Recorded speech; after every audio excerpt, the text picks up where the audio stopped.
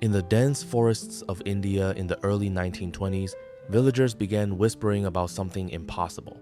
Late at night, when the moon rose above the trees, people claimed they saw wolves moving through the darkness. But among them, there was something else. Something smaller. Something human. It ran on all fours. Its eyes glowed in the dark. And when the wolves howled, it howled with them. At first, everyone thought it was just another village legend. Until one night, someone followed the wolves. And what they discovered inside a wolf's den would become one of the most mysterious stories in human history. The story of a girl who may have lived among wolves. Her name was Kamala. But here is the question that still haunts historians and scientists today. Did a human child truly survive in the wild, raised by wolves? Or was the story of Kamala something else entirely? A mystery shaped by fear, misunderstanding, and myth. Because the deeper you look into Kamala's life, the stranger the story becomes. The year was 1920. In a remote region near Midnapore, India, villagers were terrified of a group of wolves that lived near their settlement. Livestock had disappeared. Strange sounds echoed from the forest at night. But the most disturbing rumor was this. People claimed they had seen two children moving with the wolves. They did not walk like humans. They crawled on all fours. Their eyes shone strangely in the darkness, and they avoided people completely. The villagers believed the forest was haunted. Some even believed the children were spirits. But one man decided to investigate. His name was Reverend Joseph Singh, a missionary who lived nearby. When he heard the stories, he thought the villagers were exaggerating. Still, curiosity pulled him into the forest, and what he found there would change his life forever. Singh and several villagers followed the wolves back to their den. It was hidden in a mound of earth deep in the forest. They waited, watching from a distance, and soon the wolves returned. But the villagers were not looking at the wolves. They were staring at something behind them. Two small figures emerged from the den. Children, but they did not behave like children. They moved on all fours just like the wolves. Their bodies were thin, their hair was tangled, and when the men approached, the children snarled. They bared their teeth, and they tried to escape back into the den. The villagers were shocked. They had expected frightened children.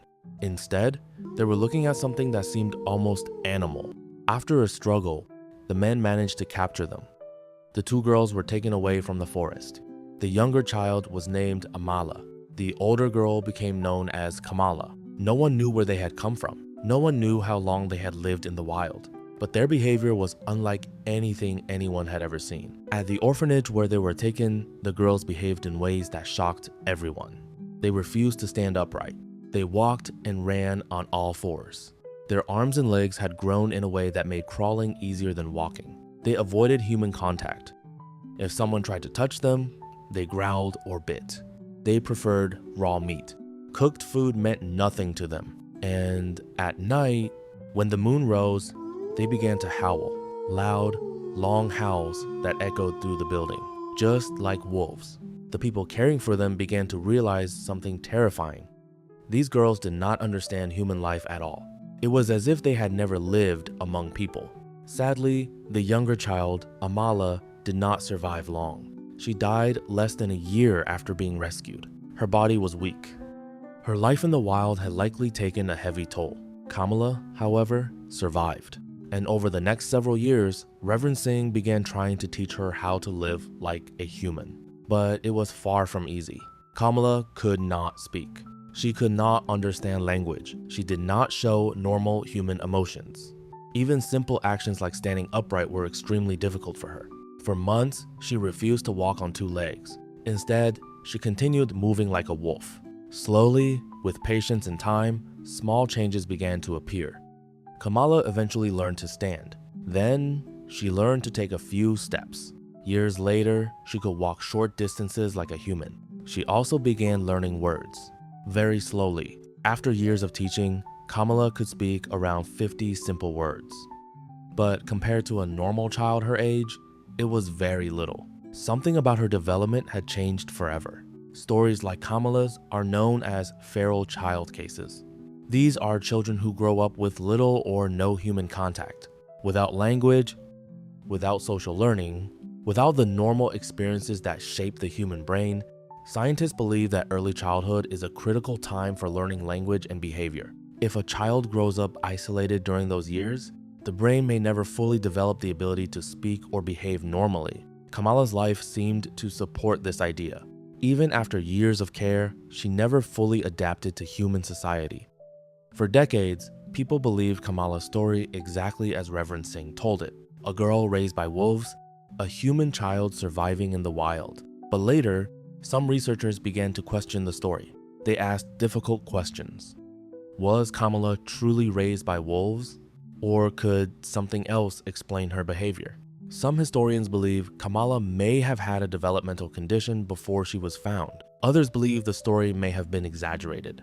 The evidence from the 1920s is limited, and many details remain unclear. But one thing is certain: Kamala's life left behind a mystery that still fascinates people today. Kamala lived for several years after being rescued. During that time, she slowly formed emotional bonds with the people caring for her. She began to recognize familiar faces. She showed signs of affection, something that had been missing when she first arrived. But her health remained fragile. Years of hardship had taken their toll. In 1929, Kamala died at the age of around 17. Her life had been short, but the story she left behind would echo around the world. Even today, scientists and historians continue debating what really happened. Was Kamala truly a child raised by wolves? Or was she a misunderstood child whose story became a legend? The truth may never be fully known, but her story forces us to think about something deeper. What truly makes us human? Is it our biology? Or is it the people who teach us how to speak, think, and live?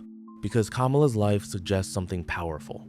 Without human connection, even a human child can become something entirely different. Somewhere in the forests of India 100 years ago, a little girl may have grown up under the moonlight, running beside wolves, howling into the night, and reminding the world that the line between human and wild is sometimes thinner than we think.